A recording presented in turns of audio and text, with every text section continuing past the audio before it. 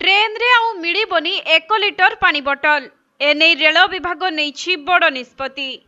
विशेषकर वंदे भारत एक्सप्रेस, राजधानी और शताब्दी एक्सप्रेस रे 1 लिटर पानी बोतल मिलिबनी।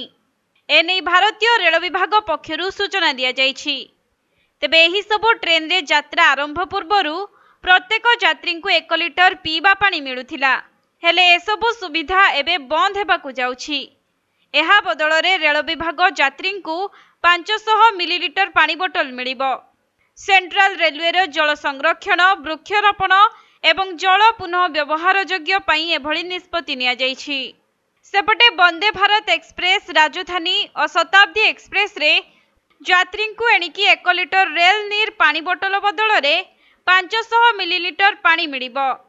तेबे पूर्वरु ट्रेन रे टिकेट काटिबा समय रे खाद्य सहित पानी बोतल देबार व्यवस्था रहिथिला एवं एहार देय मध्य रेल विभाग नेउथिला।